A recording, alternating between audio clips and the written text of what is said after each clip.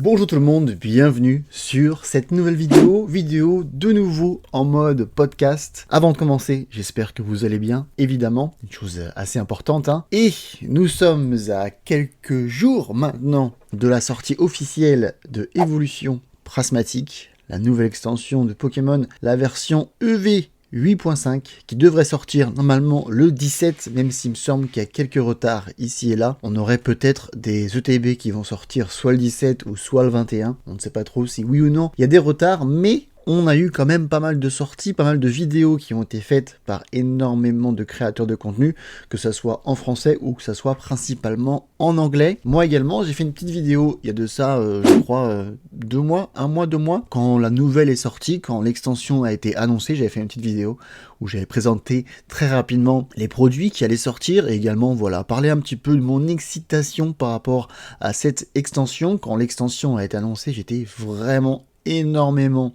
excité, j'avais vraiment hâte de ouvrir cette extension, de m'amuser avec, de me faire plaisir et surtout de la collectionner. Mais au fil du temps, on a reçu de plus en plus de nouvelles et également le marché a énormément changé. On a eu tout d'abord du Étincelle déferlante qui est sorti. Le marché s'est fait complètement dévorer par cette extension et derrière, on a eu du coup Évolution Prismatique qui va arriver et qui est pareil sur la même tendance. Et franchement, la tendance c'est on va pas dire du gros n'importe quoi, mais pratiquement. Donc, moi je voulais faire une petite vidéo très rapide pour vous parler de mon avis, qui sera plus ou moins gratifiant pour la communauté, et surtout également, j'ai une approche un petit peu différente par rapport aux autres créateurs de contenu français, ou du moins j'imagine, c'est que moi je suis principalement je regarde principalement des créateurs de contenu américains et anglais. C'est là principalement moi où je préfère passer mon temps sur YouTube. On voit beaucoup plus d'ouverture de leur côté. On a eu par exemple énormément d'ouverture d'un YouTuber qui s'appelle Pokérave,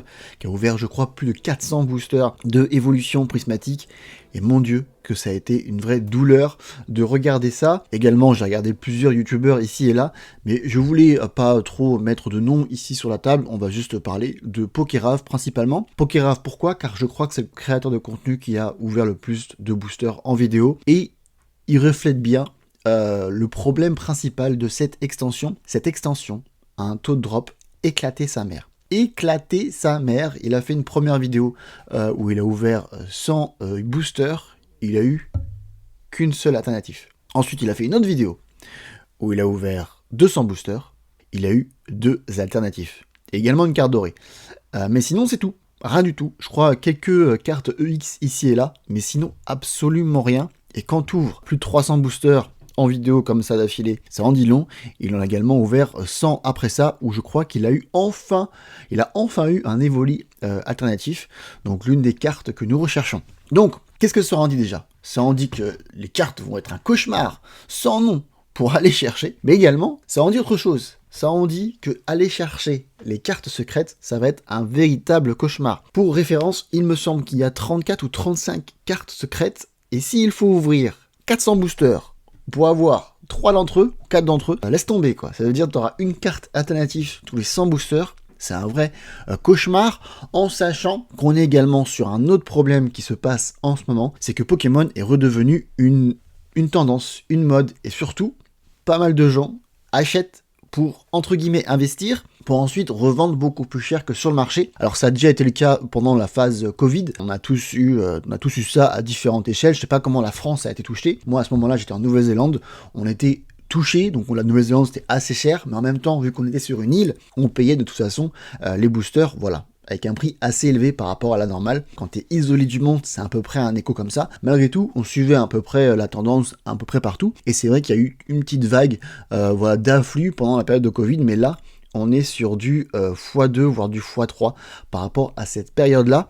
Ce qui est assez intéressant, c'est que par exemple là, je vais vous montrer une petite insert que moi je vais mettre sur mon ordinateur ici. Donc là je suis sur Google Trends et tout simplement ça nous permet de rechercher le nombre de recherches qu'il y a eu par rapport à différents mots-clés. Un truc qu'on utilise assez souvent en marketing pour savoir c'est quoi à peu près ce qui est en tendance. Donc là je vous ai montré 2 recherches, Pokémon Cartes et Prismatic Evolution. Donc les recherches tout simplement en anglais et focus sur le marché américain. Le marché américain, pourquoi?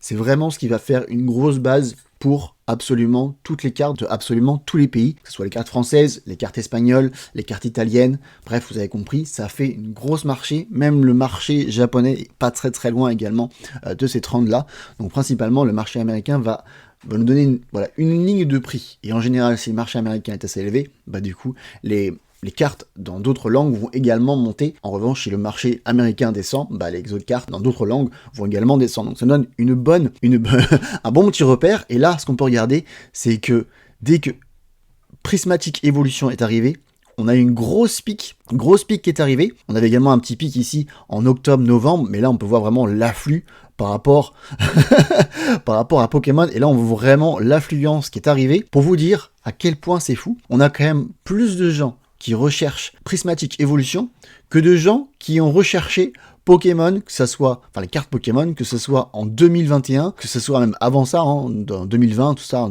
avant 2020, et ensuite même plus de gens qui recherchent Prismatic Evolution que Pokémon cartes pendant pratiquement une grande partie de l'année 2024. C'est quand même fou qu'on arrive à des gens qui recherchent plus Prismatic Evolution qui recherchent Pokémon cartes. Alors j'ai fait une petite comparatif également en français, et en français ça en dit encore même, beaucoup plus. On a quand même plus de gens qui vont rechercher Évolution Prismatique, donc le nom en français, que Pokémon cartes, ou que cartes Pokémon. C'est quand même assez fou qu'il y ait quand même plus de gens qui recherchent le nom de l'extension que le produit à proprement parler. Donc ça entraîne une grosse vibes. Également, j'ai fait un petit comparatif avec Étincelle Déferlante, donc l'extension qui était juste avant, la EV8. Donc là, je suis sur une recherche de 12 mois pour plus cibler.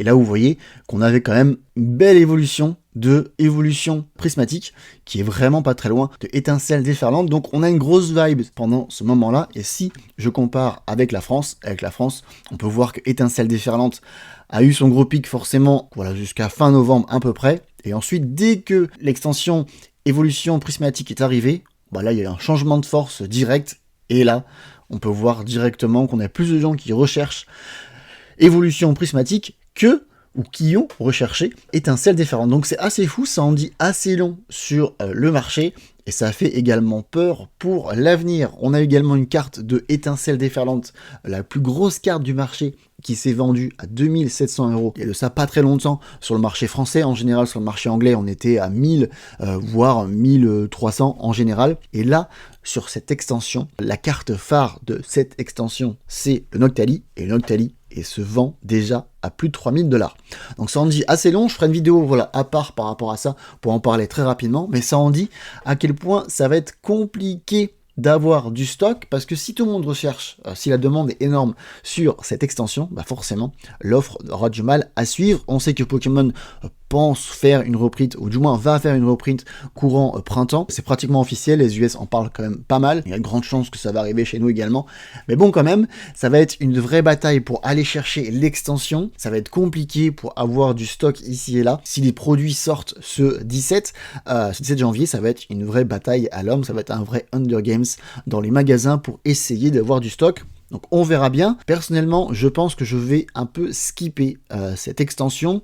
Je suis en train de faire toutes les extensions de Écarlate et Violet, à part 151, car c'est juste une galère sans nom pour avoir des boosters. Et là, évolution prismatique, j'ai bien l'impression que ça sera à peu près la même chose, car comme vous avez bien compris, depuis le début de ce podcast, il y a une grosse demande pour cette extension. Qui veut dire grosse demande, veut dire gros afflux sur les prix. On a des ETB qui se vendent pratiquement à 2 fois plus cher que ce qui devrait se vendre au marché en France, et aux US, ça se vend 3 fois plus cher, voire même 4 fois plus cher. On est vraiment sur des taux de prix qui font que de monter, donc ça va faire très très peur. Et si on revient à PokéRêve qui a ouvert, du coup 400 boosters pour avoir 3-4 alternatifs et une carte dorée, si on compte 400 boosters multipliés par 6, je vous mets le montant juste là, c'est le montant qu'il va falloir dépenser pour avoir entre 4 à 5 alternatifs. Franchement, ça fait extrêmement mal. Alors s'il y en a qui peuvent se permettre, écoutez, tant mieux pour vous, faites-vous plaisir. Mais personnellement, je vais passer mon tour sur cette extension. Maintenant, un autre point duquel il faut parler, c'est évidemment le taux de drop. Donc le taux de drop est éclaté, comme vous l'aurez compris. Mais je pense que pour moi, il y a eu un marché d'essai sur ces cartes-là, car sur pratiquement toutes les extensions en français, nous sommes habitués d'avoir que 2 types de cartes, les cartes normales et les cartes reverse. Je vous en montre par exemple quelques-unes ici. Cette carte-là, on peut voir que la carte ne bouge absolument pas, il n'y a aucun effet brillant, c'est une carte tout simplement normale, ou du moins ce qu'on appelle normale. Maintenant, je vais vous montrer une petite carte reverse, et comme vous voyez, vous avez un petit côté brillant ici. Donc ça, vous avez vraiment les deux différences entre une carte normale et une carte reverse. Bon, c'est un peu dur à voir, mais vous comprenez. Ah là, on voit bien. Vous voyez bien avec le reflet de la fenêtre, vous voyez bien qu'il y a un petit côté brillant que vous n'avez pas ici. Donc, pendant très très longtemps, nous avons eu deux cartes comme ça, une carte normale et une carte reverse. Et il fallait ces deux cartes-là pour faire le Master Set. Mais Pokémon fait une chose différente pour le marché japonais. Pour le marché japonais, ils ont deux cartes reverse en plus. Ils ont une carte reverse avec une pattern de Pokéball, donc c'est juste une carte reverse Pokéball, et ensuite ils ont une autre pattern également avec une Master Ball qui est beaucoup plus rare. Ces cartes-là sont forcément ou prennent forcément la place d'un hit, tout simplement. Donc, mon avis là-dessus, c'est que les cartes Master Ball prennent la place, ou du moins prennent le taux d'un hit d'une alternative, tout simplement. Donc, si on a des Master Ball qui sont là, on a forcément des cartes qui sont retirées. Et personnellement, ouvrir des boosters et être content d'avoir cette carte-là avec une pattern de Master Ball, non merci. Je préfère, et ça de très très loin, avoir des cartes où quand tu ouvres, tu as des cartes X qui sont déjà graphiquement beaucoup plus intéressants que des reverse, hein, parce que reverse Pokéball et reverse Master Ball c'est pareil, ou même j'irai encore beaucoup plus loin, je préfère, si j'arrive à la choper, je préfère avoir des cartes alternatives, ou des cartes, voilà, secrètes, au lieu d'avoir des cartes Master Ball, car les cartes Master Ball, je m'en bats les couilles. Il y a le marché japonais, où lequel, voilà, ça marche extrêmement bien, mais si on voulait des cartes comme ça, et bon, on achèterait tout simplement des cartes japonaises. Donc, avoir des cartes Master Ball qui prennent la place, ou des spots, ou des taux de cartes alternatives, ou de cartes secrètes, bah franchement, je trouve ça bien dommage. Donc, ajouter à ça au prix des produits qui vont sortir, ça me rend pas très excité d'ouvrir cette extension, malheureusement. Donc, pour moi, personnellement, quand je vais aller faire les magasins le 17 janvier, je vais quand même chercher du stock. Je pense que je vais en acheter un ou deux. Je vais acheter une ETB, car j'essaie de garder une ETB scellée de chaque extension d'Écarlate et Violet, car c'est mon bloc, c'est l'un de mes blocs préférés. Je vais sûrement en ouvrir une en vidéo si j'arrive à en récupérer, mais après ça, malheureusement, je ne pense pas que je vais garder, que je vais collectionner cette extension, car les illustrations de cartes non secrètes, donc qui sont présentes dans l'extension, sont principalement des illustrations qu'on a vues dans d'autres extensions, et il y a seulement que les cartes secrètes qui sont assez intéressantes, mais comme vous l'aurez compris, avoir ces cartes secrètes sont un vrai cauchemar. Donc ce qui fait que cette extension, bah voilà, amène beaucoup de débats, et le prix des cartes fait voilà cracher la communauté.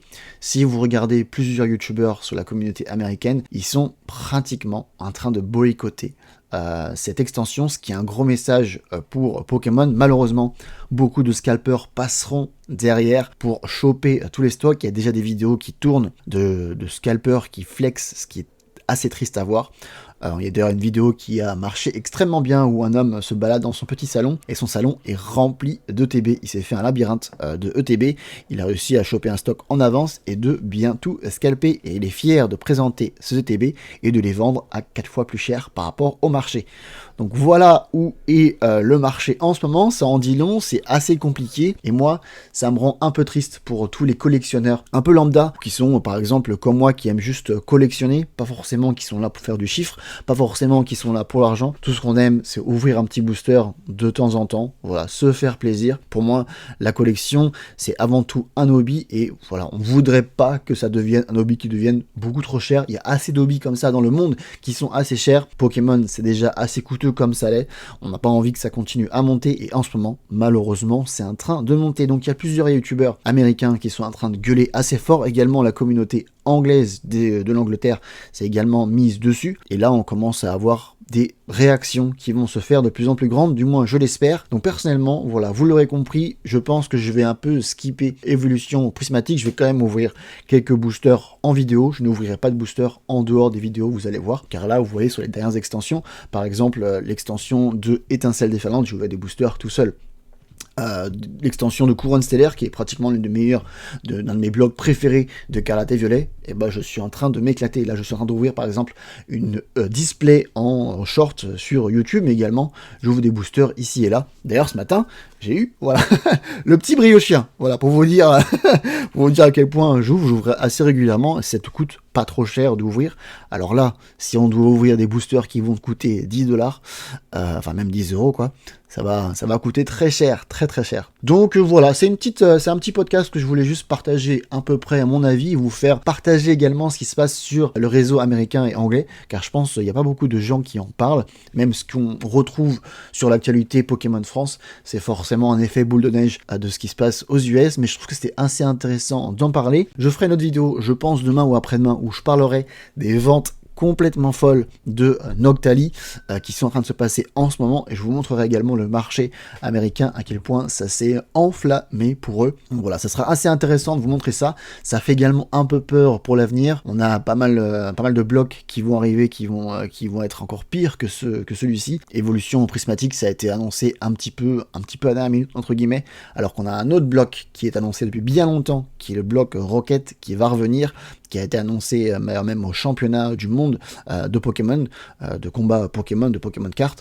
Donc il y a beaucoup de monde qui s'y attend, et si on est sur cette vague-là, en train de monter les prix et en train d'avoir une influence fou pour juste choper une extension qui est une extension .5. Là, le évolution prismatique, c'est une extension .5, pas une extension qui fait partie du bloc. Et ben, on peut avoir très très peur de ce qui va se passer sur Rocket et même sur les autres extensions qui vont venir. Donc voilà, n'hésitez pas de me faire partager vos avis dans les commentaires, je suis vraiment très intéressé voilà, de partager, de communiquer un petit peu, ça peut être voilà, très intéressant pour la communauté, et nous on se retrouve très bientôt pour une prochaine vidéo. Sur ce, je vous laisse, passer une très très bonne journée ou bien une bonne soirée, c'était Francky, peace.